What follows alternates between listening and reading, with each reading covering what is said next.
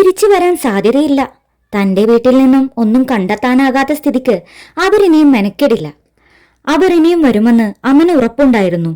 ഐഷയുടെ മനസ്സിൽ ഭയം ഉണ്ടാകാതിരിക്കാനാണ് അയാൾ അങ്ങനെ പറഞ്ഞത്. ഓക്കെ ദെൻ, ഞാൻ ഇറങ്ങട്ടെ. അയാൾ സമയം നോക്കിക്കൊണ്ട് എഴുന്നേറ്റ് വാതിലിനു നേരെ നടന്നു. പിന്നാലെ ഐഷയും.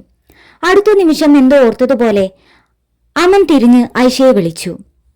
ഐഷ. ഐഷ കണ്ണുകൾ വിടർത്തി എന്താണെന്ന ഭാവത്തിൽ അയാളെ നോക്കി.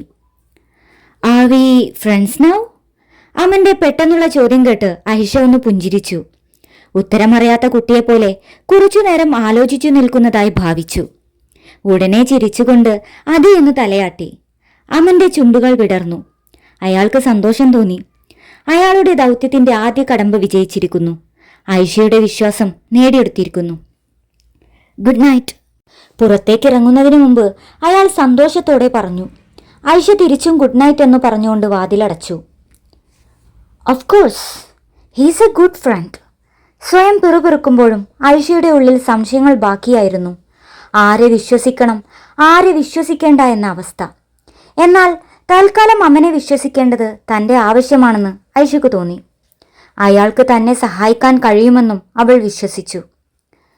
അമൻ തല ചൊറിഞ്ഞുകൊണ്ട് അടഞ്ഞ വാതിലിലേക്ക് നോക്കി. അയാൾ പുഞ്ചിരിക്കുന്നുണ്ടായിരുന്നു. ഓഫ് അമൻ, ഞാൻ എന്താണ് ഈ ചിന്തിക്കുന്നത്? അവളോട് എനിക്ക് എന്തിനാണ് സോഫ്റ്റ് കോർണർ? ഇംപോസിബിൾ. അവളൊരു കൾപ്രിറ്റ് ആണ്. And this is A mission only. ഇപ്പോൾ നിന്റെ കയ്യിലാണെങ്കിൽ അവൾക്കെതിരെയുള്ള തെളിവുമുണ്ട്. അത് സബ്മിറ്റ് ചെയ്യുന്നതോടുകൂടി ഈ കേസും അവസാനിക്കും. ഐഷയും. അയാൾ നിവർന്നു നിന്ന് നെടുവീർപ്പിട്ടു. അമൻ ഐഷയുടെ വീട്ടിൽ നിന്ന് ഇറങ്ങി വരുന്നത് അകലെ നിന്ന് ആരോ ഫോട്ടോ എടുക്കുന്നുണ്ടായിരുന്നു.